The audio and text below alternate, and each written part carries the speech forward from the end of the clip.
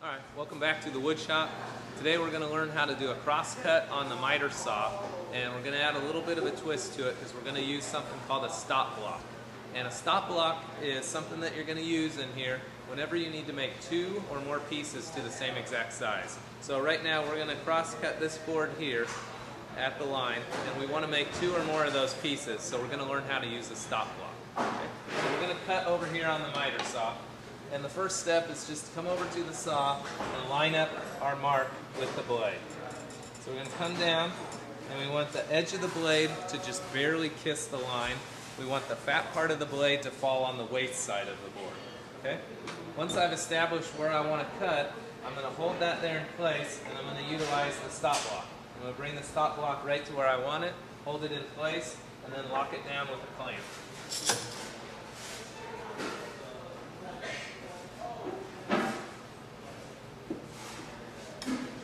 Now the stop block is locked in place.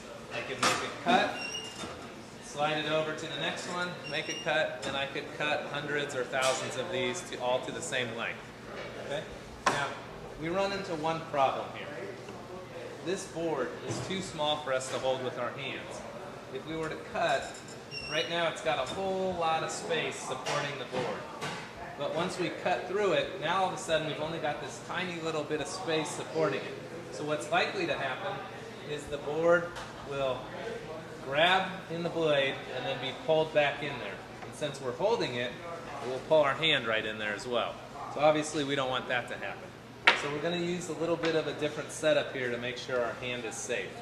Now some of you guys might be asking, why don't I just cut it like this and just switch sides and have me hold the big side?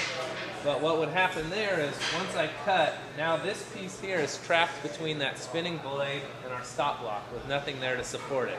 So it's quite likely to get sucked in and ruin that piece. So it's safer, but at the same time it's probably going to ruin our board.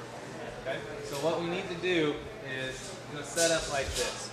We're going to put a little scrap block over here on the table, and then we're going to use a long board like so to hold it into place. Okay, it's a very quick, easy, simple setup, a way to keep yourself safe. Make sure that this little block here is far enough away from this board that you could actually get some real leverage on it. If you put it too close, you won't be able to hold it down strong enough. So I'm going to have you guys zoom in right here for me for a second and just kind of come in right to this corner. And if you look at that corner, what you're going to see is the only way you can really mess this up. If this piece slides out of that corner a little bit, so now there's a gap down there, the board will come out to be a different length. But as long as you can keep this thing right up in the corner, each piece should come out to be exactly the same. So I'm going to go ahead and make my cut and just show you two of these pieces being made. Okay? So I slide it into the corner. I'm going to hold it down with my stick here, and then make the cut.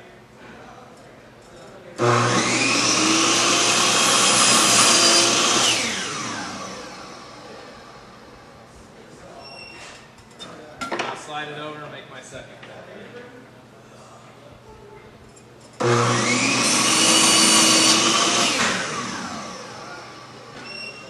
Now I still have the risk of it sucking my piece in there, but it won't actually get my hand. So at least this way, it still might go in there, but it's not going to pull my fingers in there with it, so I'll be safe. Okay? And the point of that was to make two pieces exactly the same size.